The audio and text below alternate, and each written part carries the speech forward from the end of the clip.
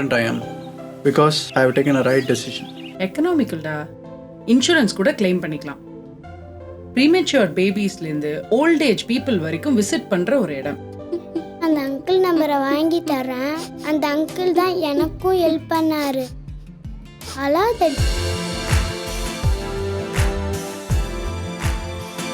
எல்லா பேஷண்ட்ஸுக்கும் personal care தராங்க. 30 years of proven medical records. All eye care treatment under one roof. அதான் RK ஐ சென்டரோட speciality. அர்த்தமுள்ள வாழ்வு இந்த நிகழ்ச்சியின் மூலமாக உங்களை மறுபடியும் சந்திப்பதில் நான் பெருமகிழ்ச்சி அடைகிறேன். கடந்த வாரம் உண்மையான கடவுள் யார் என்பதை குறித்து நாம் தியானித்தோம். கொடுப்பதினால இறைவன் அல்ல, படைப்பதினால இறைவன் அல்ல, அற்புத அடையாளங்களை செய்வதினால இறைவன் அல்ல, பரிசுத்தத்தை விரும்புகிறவரே இறைவன். நான் பரிசுத்தராய் இருக்கிறது போல நீங்களும் பரிசுத்தராய் இருங்கள், நான் இருக்கிறவராகவே இருக்கிறேன் என்று சொன்ன கடவுளை குறித்து தியானித்தோம். இந்த வாரம் நாம் தியானிக்க இருப்பது நாம் யார். கடவுள் சிருஷ்டிக்கப்படாத ஆவி, நாம் சிருஷ்டிக்கப்பட்ட ஆவி. நம்மை ஏன் சிருஷ்டிக்கிறார், என்னை எதிர்பார்க்கிறார் என்பதை குறித்து இந்த வாரத்திலே நாம் தியானிக்க இருக்கிறோம். நாம் சிருஷ்டிக்கப்பட்ட ஆவியாக இருந்தால் இந்த சிருஷ்டிக்கப்பட்ட ஆவி சிருஷ்டிகரிடத்தில் போய் எனக்கு அந்த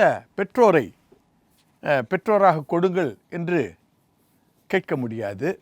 அவர்கள் பணக்காரராக இருக்கிறார்கள், புகழ்ச்சியில் இருக்கிறார்கள், ஆகையால் என்னை அந்த பெற்றோர்களுக்கு பிள்ளையாக கொடுங்கள் என்று சிருஷ்டிக்கப்பட்ட ஆவி கேட்க முடியாது. எந்த ஒரு தம்பதியாரோ புதிதாக கல்யாணம் செய்து கொண்டோ அல்லது ஒரு 2 பிள்ளைகள் பெற்ற பிறகோ எனக்கு அந்த ஆவி குழந்தையாக கொடுங்கள் என்று அவர்களாலும் கேட்க முடியாது. இதை தெரிந்து கொள்ளுபவர் கடவுள்.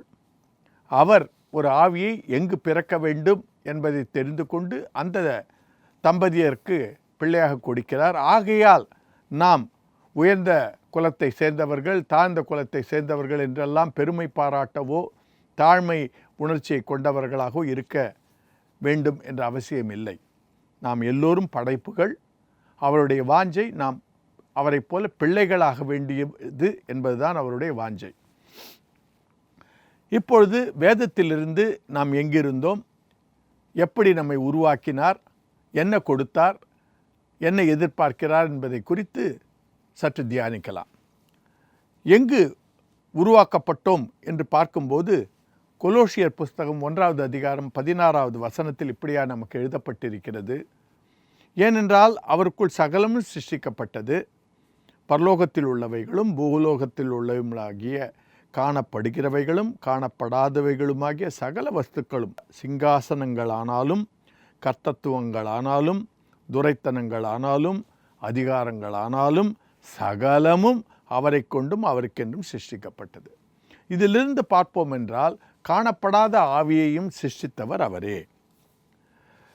சிருஷ்டித்து ஒரு குறிப்பிட்ட காலத்திற்குத்தான் நம்முடைய வாழ்க்கையை இங்கு அவர் அனுமதிக்கிறார். அதை எங்கே காணலாம் என்றால் அப்போஸ்தலர் உடன்படிக்கை 17வது அதிகாரம் 26வது வசனத்தில் இப்படியாக நமக்கு எழுதப்பட்டிருக்கிறது.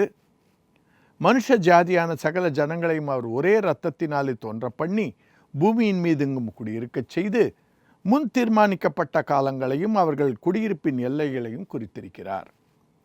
இதிலிருந்து நாம் பார்ப்போமானால் முன் தீர்மானிக்கப்பட்ட காலங்கள், ஒரு பிறந்த நாள், ஒரு இறந்த நாள் குறித்து இங்கு நம்மை அனுப்புகிறார்.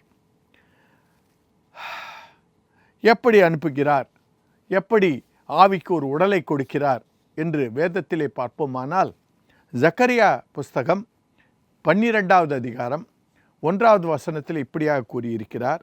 இஸ்ரவேலரை குறித்து கர்த்தர் சொன்ன வார்த்தையின் பாரம் வானங்களை விரித்து பூமியை அஸ்திபாரப்படுத்தி மனுஷனுடைய ஆவியை அவனுக்குள் உண்டாக்குகிற கர்த்தர் சொல்லுகிறது என்னவென்றால், இதிலிருந்து நமக்கு என்ன புலப்படுகிறது என்றால், ஆவியை சிருஷ்டித்த கர்த்தர் அதற்கு ஒரு உடலை தாயின் வயிற்றிலே கொடுக்கிறார், கருவை உருவாக்குகிறார்.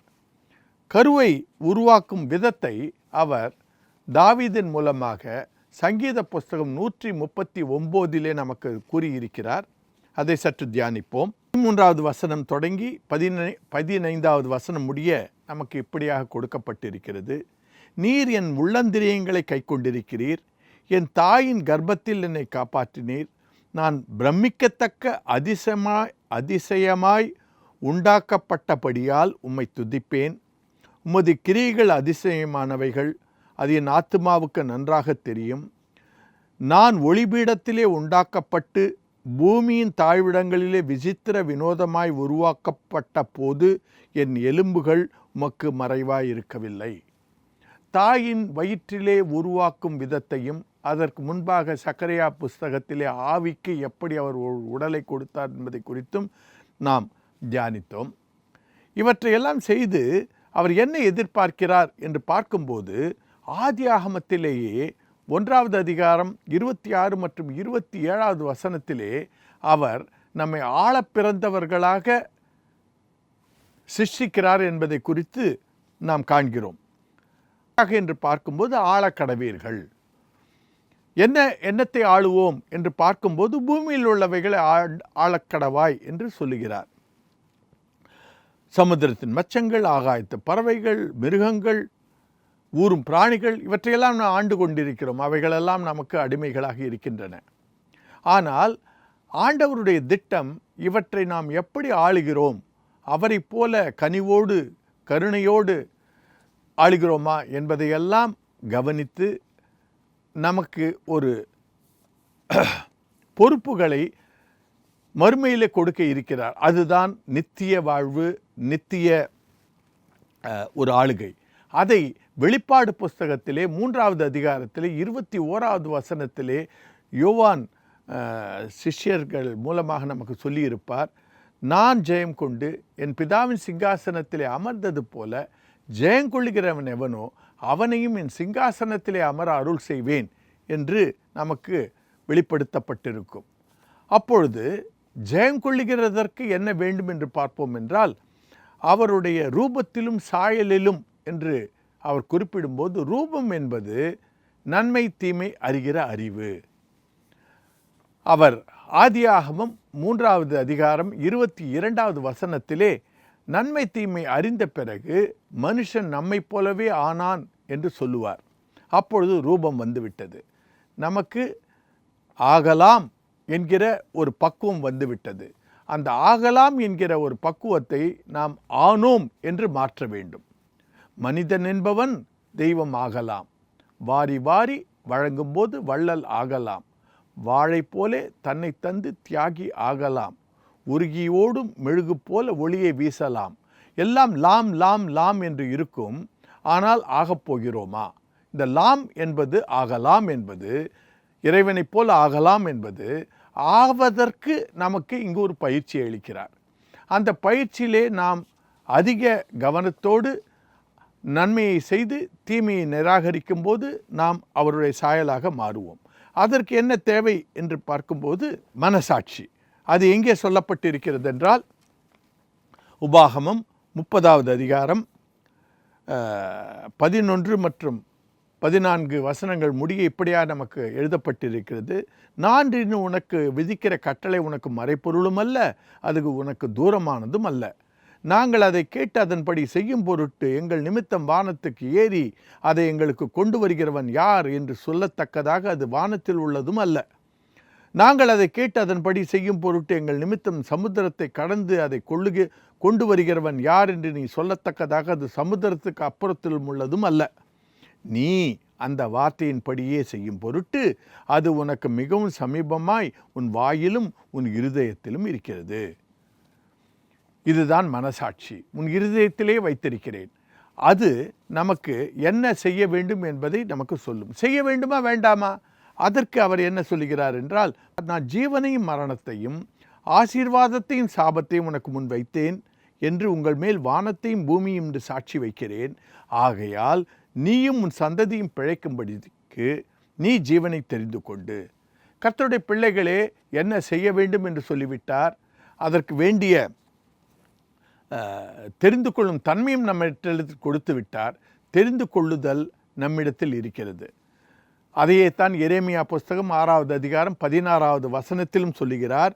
வழிகளிலே நின்று பூர்வ பாதைகள் எது என்று கேட்டு விசாரித்து நல்ல வழி எங்கே என்று பார்த்து அதிலே நடவுங்கள், அப்பொழுது உங்கள் ஆத்துமாவுக்கு இளைப்பாறுதல் கிடைக்கும் என்று கர்த்தர் சொல்லுகிறார். அவர்களோ நாங்கள் அதிலே நடக்க மாட்டோம் என்கிறார்கள். நாம் அப்படிப்பட்டவர்களாக இருக்கக்கூடாது. தமக்கு முன்பாக நாம் அன்பில் பரிசுத்தமுள்ளவர்களாகவும் குற்றமில்லாதவர்களுமாய் இருப்பதற்கு அவர் உலகத் தோற்றத்துக்கு முன்பே நம்மை தெரிந்து கொண்டபடியே அவருடைய வாஞ்சையெல்லாம் நாம் அன்பில் பரிசுத்தமுள்ளவர்களாகவும் குற்றமில்லாதவர்களுமாக இருக்க வேண்டும் என்பதுதான் அவருடைய வாஞ்சை. அப்பொழுதுதான் அவருடைய சாயலுக்கு நாம் தயாராகிறோம். பரிசுத்தமாக வாழ்வது கடினமான காரியம். ஆண்டவர் பரிசுத்தர். ஆனால் நாம் குற்றமில்லாதவர்களாக இருக்கக்கூடும். நாம் குற்றம் செய்யும்போது நன்மை என்று தெரிந்து செய்யாதிருக்கும்போது தீமை என்று தெரிந்தும் செய்யும்போது கடவுள் நமக்கு அதை உணர்த்துவார், மனசாட்சியின் மூலமாக உணர்த்துவார். நாம் மனம் திரும்பும்போது மன்னிப்பு கேட்கும்போது அதை அவர் குற்றமில்லாத நிலைக்கு கொண்டு போய் விடுவார். அப்படி நாம் போகும்போது அவருடைய சாயலாக மாற்றப்படுகிறோம். அவருடைய சாயலாக மாற்றுவதற்காகத்தான் நம்மை இந்த இடத்திலே கொண்டு வருகிறார். அப்படி சாயலாக மாறும்போது நம்மை மறுமையிலே கொண்டு போய் நம்மை அவர் உபயோகப்படுத்த கூடும். அதற்கு நாம் என்ன செய்ய வேண்டும் என்றால், அவர் செய்தது போல ஏசாயா புஸ்தகம் 7வது அதிகாரம் 15 மற்றும் 16வது வசனங்களிலே அவர் இயேசுநாதர் எப்படி இருப்பார் என்பதை குறித்து நமக்கு எழுதப்பட்டிருக்கு. அதே போல நாமும் இருக்க வேண்டும்.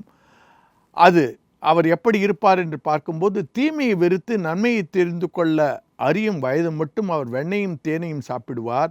அந்த பிள்ளை தீமையை வெறுக்கவும் நன்மையை தெரிந்து கொள்ளவும் அறிவிக்கிறதற்கு முன்னே நீ அறிவிருக்கிற தேசம் அதன் 2 ராஜாக்களால் விட்டுவிடப்படும்.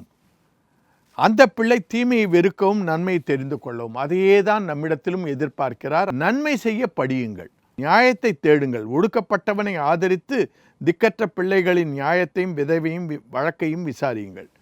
கர்த்தருடைய பிள்ளைகளே, கர்த்தர் நம்மை ஆளுவதற்காக பயிற்சி கொடுப்பதற்காக இங்கு கொண்டு வருகிறார். ஆளப் பிறந்தவர்கள் அதற்கு தகுதிப்படுத்துகிறவர்களாக நம்மை நாம் மாற்றிக்கொள்ள வேண்டும். அதற்காக முயற்சி செய்ய வேண்டும்.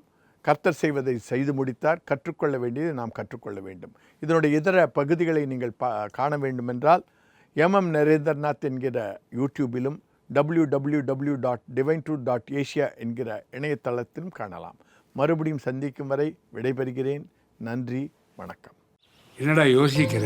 அவங்கள மாதிரியான சர்வீஸ் அண்ட் அப்ரோச்சை நீ பார்த்துருக்கவே முடியாது. 3 வருஷத்துக்கு முன்னாடி நான் பார்த்துருக்கல, இப்போ நான் பார்க்குறேன்ல. How confident I am because I have taken a right decision. எக்கனாமிக்கல்டா. இன்சூரன்ஸ் கூட கிளைம் பண்ணிக்கலாம். ப்ரீமெச்சூர் பேபிஸ்லேருந்து ஓல்ட் ஏஜ் பீப்புள் வரைக்கும் விசிட் பண்ணுற ஒரு இடம். அந்த அங்கிள் நம்பரை வாங்கி தரேன். அந்த அங்கிள் தான் எனக்கும் ஹெல்ப் பண்ணாரு.